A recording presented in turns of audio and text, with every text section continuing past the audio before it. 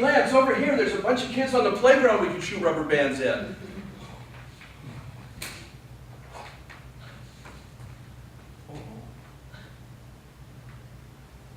It was Mr. Snyder, my 5th grade teacher, 6 foot, 8 inches tall. When he held me by the collar of my shirt, I was only going where he wanted me to go. And right then, he was taking my buddy Lance and I to Principal Beasley's office.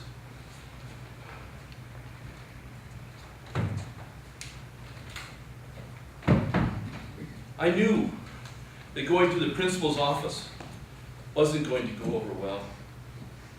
We had just come from there.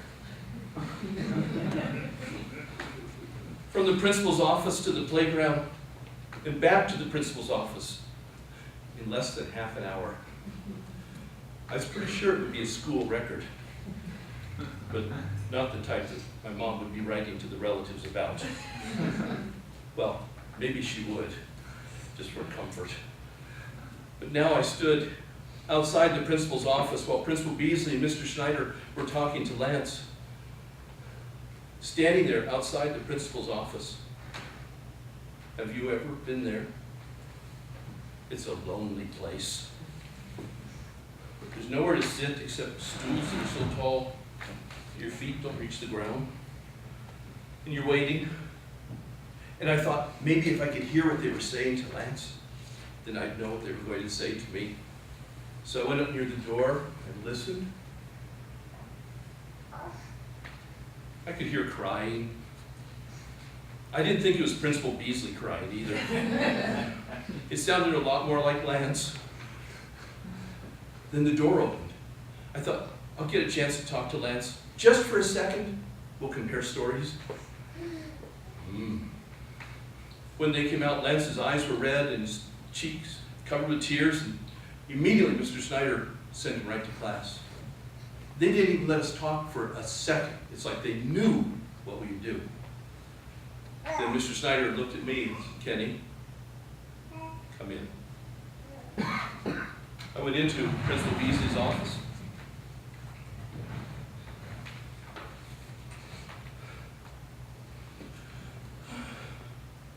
Good morning, Principal Beasley. It's nice to see you again so soon. I didn't expect to see you again so soon either, actually. Mr. Snyder? No, they weren't our rubber bands that we were shooting out on the field. We stole them. We stole them from the teacher's supply room. You know, the one you had us cleaning up as punishment for talking in class earlier? That's where we took the rubber bands. Principal Beasley, what? Petty theft. I've never heard that term. Stealing rubber bands is petty theft? But Principal Beasley, we just took a few rubber bands and it's like, you're making it sound really serious. No, Mr. Snyder, no, I don't know what the penalty for petty theft would be, but I think you're going to tell me. What? Mr. Snyder, really? 1 year in jail for stealing a bunch of rubber bands? Mr. Snyder, I'm only in 5th grade. If you send me to jail, my mom, she's going to ground me forever. Yes, I'll sit back down. Well, you didn't mean 1 year for stealing a bunch of rubber bands. Mr. Snyder, you can't be serious. 1 year for each rubber band that we stole? Mr. Snyder, Principal Beasley, we stole hundreds? That's our whole life. In jail from 5th grade on. Would you let us, me and Lance, stay after school today? Let us stay after school, we'll go out on the field and we'll pick up every single rubber band from out in the grass. And we'll take them back to the teacher's supply room and we'll dust off every single rubber band. Get all the dirt off them and we'll put them right back in the same box that we took them from. And if you'll let us do that, we'll never, ever be bad again. I promise. Please, I don't want to go to jail. Principal Beasley and Mr. Snyder started talking it over. They weren't sure. They made me wait a long time. Principal Beasley thought jail was the right decision. Mr. Snyder thought maybe picking up the rubber bands would be enough. Finally, they decided picking up the rubber bands and especially dusting each one off would be okay. It was really close. We could have gone to jail for life in 5th grade. But Mr. Snyder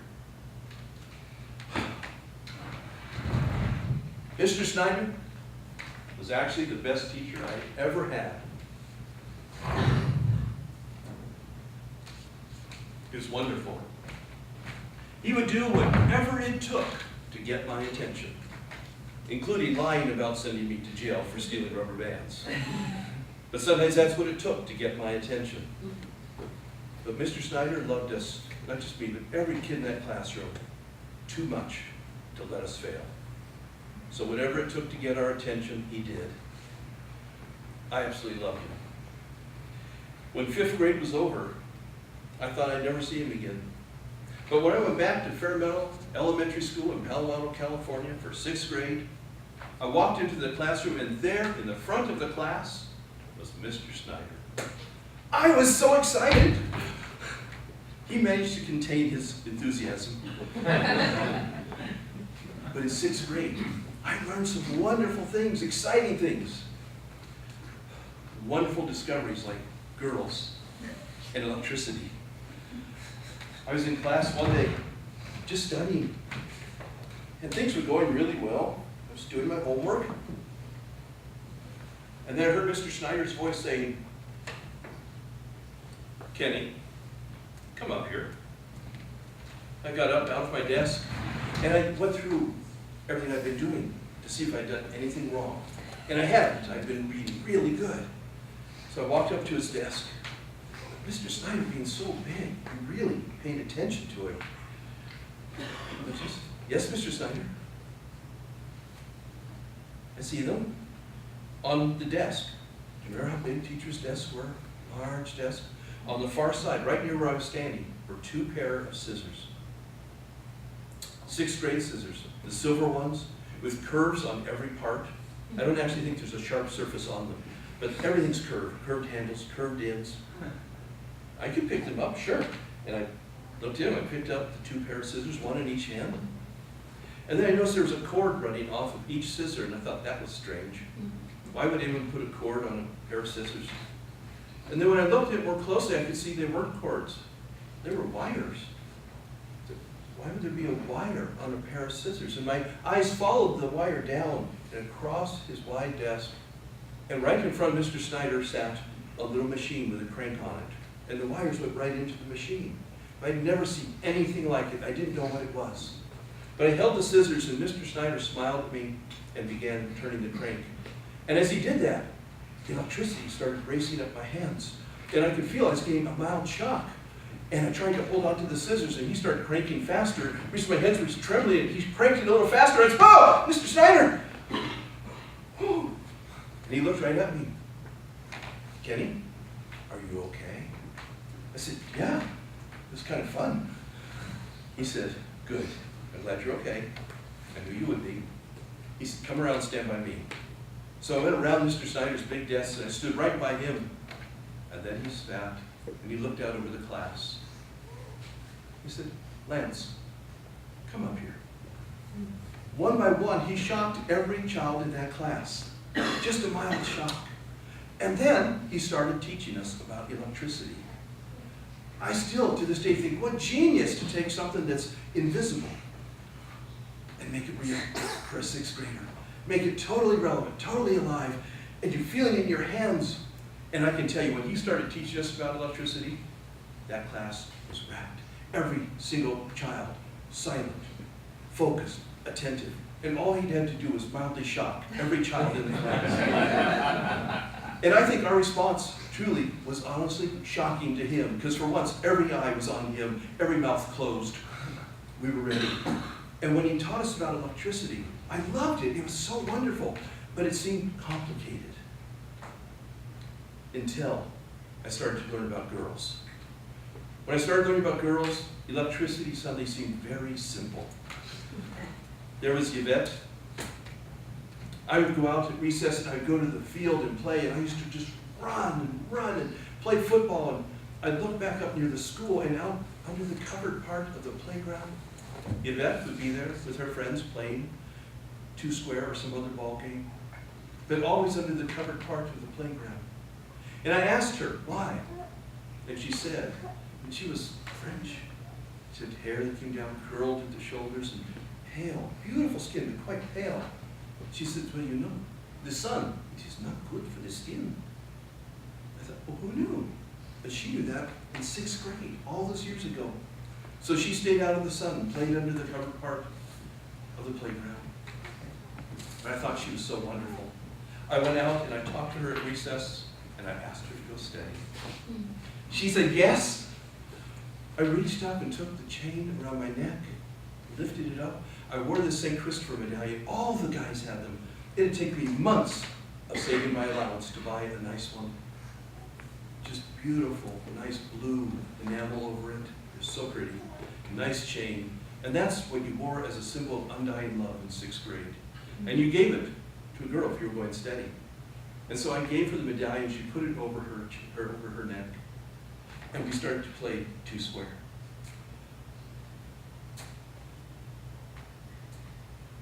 Two square is a fairly insipid ball game.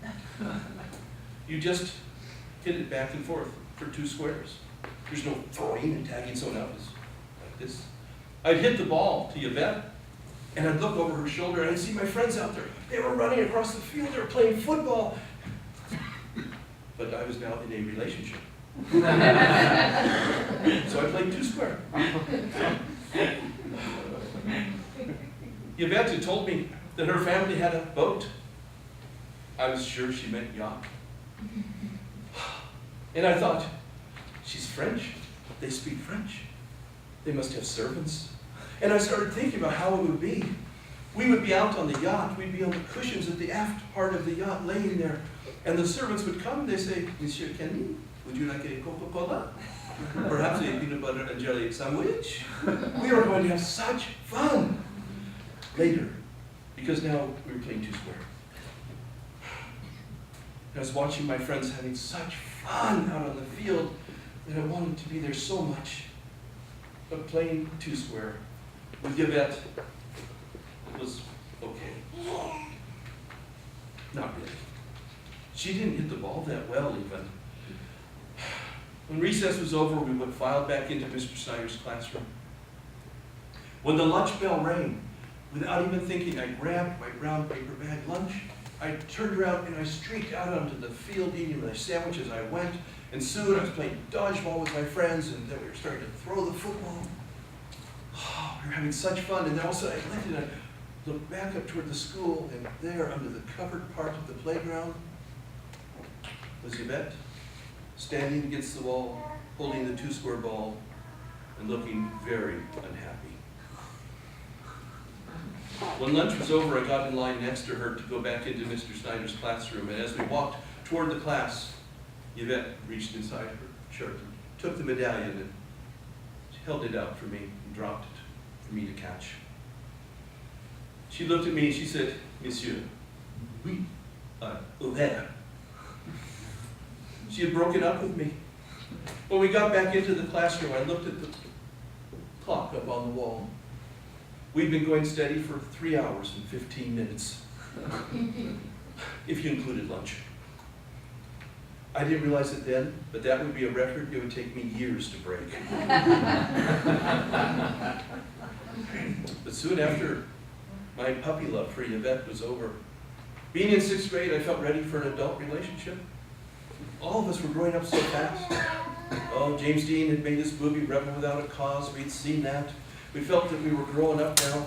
Most of us had even taken the playing cards off of our bicycle wheels. It didn't have to sound like a motorcycle anymore because we were adults. And then I became aware of Bonnie Porterfield.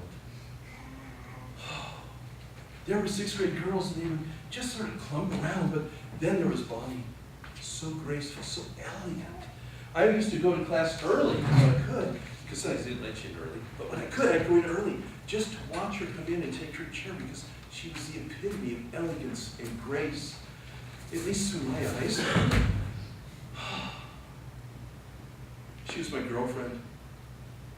Thinking back on all those years, I wish I'd told her that. But I never got around to it. I was too shy. But to get time with her, I'd walk her home almost every day after school.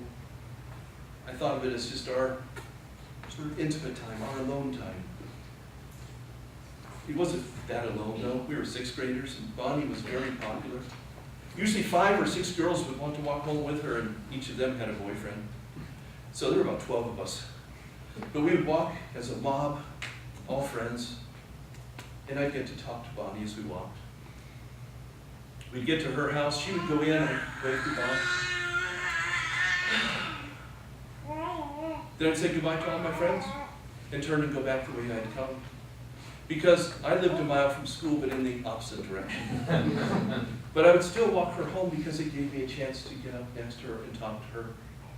Because school I never would get to, because recess, I was out playing with my friends. They were out playing football. One day, we were having a math test, and Mr. Snyder taught math wonderfully. I was really getting math. I loved it. And this day, when we were having the test, it was a miracle. I had studied all the right material. I knew every answer, and I was certain it was right. It was a wonderful feeling to take a test and know that you had the answers to everything. And soon I put my number 2 pencil down on the top of that hardwood desk. I love that sound. I sat up and I looked around and I realized I was the first one to be done with the test. Everyone else was still hard at work. That had never happened to me before. Knowing my work was right, and then I was the fastest in my class. It was wonderful. And then I heard another pencil being put down. And I looked. It was Bonnie's.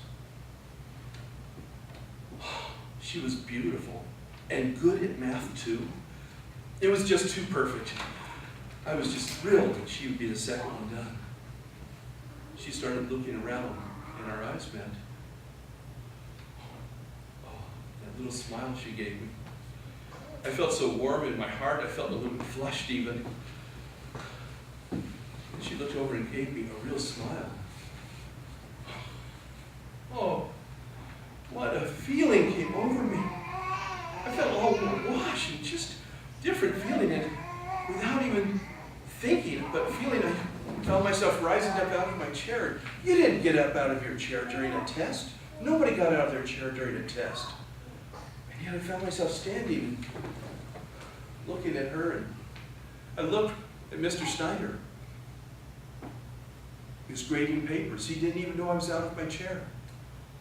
And quietly, I slid over 2 rows and up 3 seats till I was suddenly standing next to Bonnie, here in the middle of a math test. She smiled, but I know she was surprised to see me. But when she looked at me, I looked deep into her eyes, and it was like they were tractor beams from the Starship Enterprise. I was going, pulling me in, and I felt helpless, and I felt wonder, and I found myself just leaning over Bonnie Porterfield in the 6th grade math test, in the middle of the room.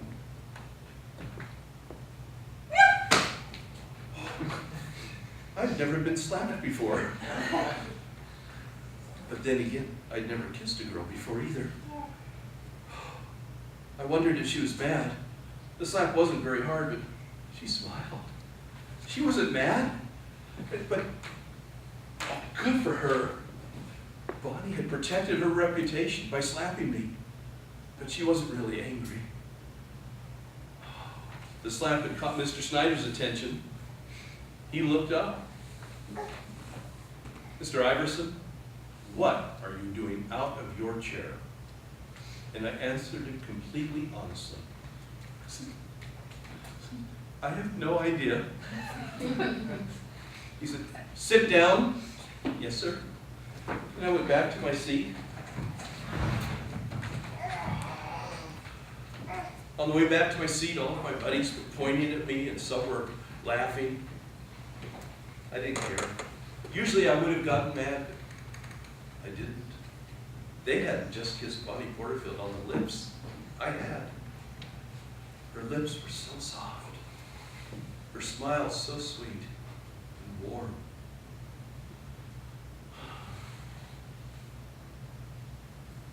I thought, maybe I won't wash this cheek anymore. It feels so good, even being slapped. That kiss actually happened over 50 years ago. And that kiss, the memory of it, it actually still warms my heart to this day. It was such a sweet and special moment. And it taught me something about life, that there are times to push the rules, to break the rules. There are times to take a risk and enjoy the rewards.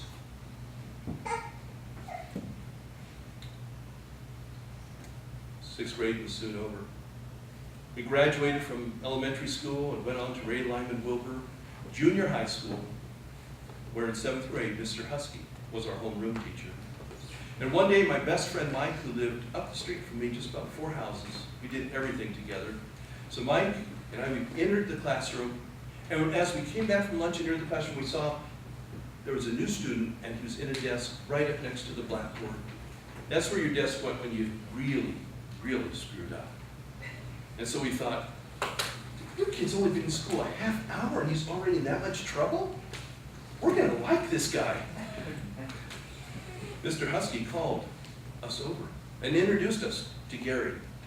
He said, Gary's family has just moved to Palo Alto.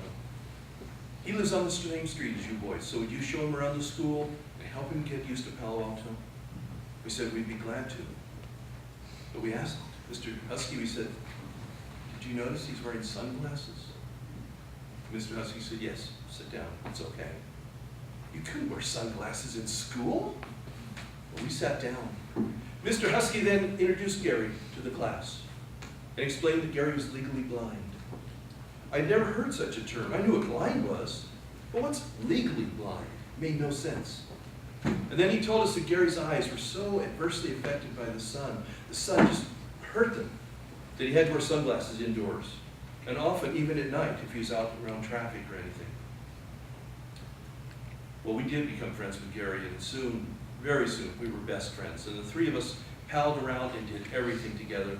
During the day, Mike and I would do activities that didn't involve just racing along running, which was our favorite thing, because it would leave Gary out. But at night, we didn't have to have that limitation. At night, we could go out to places like Foothill Park, where there weren't any lights around when you got really far out in the park. And there we'd go and play hide and seek at night, and Gary could take off the sunglasses, and he would just nail us, because he could see so well in the dark. So we had a great time with Gary. And he became aware that Mike and I occasionally disappeared and did something that didn't include him, and came back and were kind of like all chipper about it, but we wouldn't say what it was. Gary said, what are you doing? What are you going off and doing? We wouldn't tell him. But he bugged us, and finally we told him, Gary, we're going to Sears Roebuck over on San Antonio Avenue. We're shoplifting. That's why we don't take you. We don't want you to get in trouble if we get caught. He said, why would you shoplift? We said, well, we look at the magazines and all the movie stars are smoking. All the cool kids, that they show that are movie stars, are young ones, they're smoking. The doctors are smoking, all the adults. We want to act like adults, so we want to smoke. But we couldn't steal cigarettes. They were kept too far out of the way. So we'd go to Sears and Roebuck and steal a Zippo lighter and a package of Flints and a whole can of lighter fluid, a pouch of tobacco, and a pipe. Then we'd go out behind Sears Roebuck where there's a vast orchard, and in the middle of it was an old cottage that had been abandoned. And that was our fort. And we'd go there and put the lighter all together and put tobacco in the pipe and then try and smoke. But mostly it was just coughing, because we weren't smokers, but we were trying to act like adults. Gary heard about that. He said, I want to do it. We said, Gary, no, you can't. He says, I never get to do anything illegal. we could understand him wanting to do that. We said, let's see if we can work out a plan to include you. But it's got to be a plan that keeps you safe. A plan where if something happens, you can get away. Because our plan was that we would do this shoplifting. We didn't do it often, but we did do it a couple times a year. But if we were going to get caught, Mike and I were so confident in our speed as runners. We told Gary, says, you couldn't do this part. If someone's going to grab us, one of the security guards at Sears, we're just going to turn and bolt, run through this door, out the door, and gone. Go hide in the orchard. He said, Gary, they could never catch Mike or me. I mean, they're old. A lot of them are in their 20s. They could never catch us. We had to come up with a plan that would include Gary to keep him safe. Keep him far enough away that if they came up to him afterwards and said, you know, were you with those boys? He could say, legally and honestly, he could say, I didn't see a thing. We thought about it and thought about it. You know, seventh graders can come up with incredible plans. Well, we never thought about the limits that might be on our blind friend. And so, considering all possibilities that could be connected with shoplifting, we came upon the plan of making Gary the lookout. What could go wrong making a legally blind person your lookout? Only seventh graders could trust that that would all work out because of friendship. Truthfully, it almost did, we thought. We shoplifted. We exited the store. Mike and I were both outside looking at each other, smiling, and then we heard a very stern voice say, young men, stop right there. We smiled at each other. He said, let's see who we're going to outrun. And we turned around, and there was the security guard, who we could easily outrun. But he's holding Gary by the shirt collar. And we knew we weren't leaving our friend.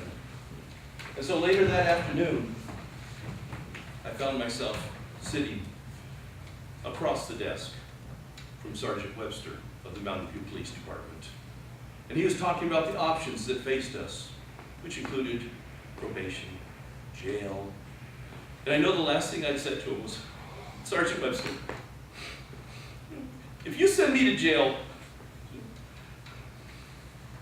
my mom's going to ground me forever. And she did. That's why I've got to go home now. Excuse me. Thank you.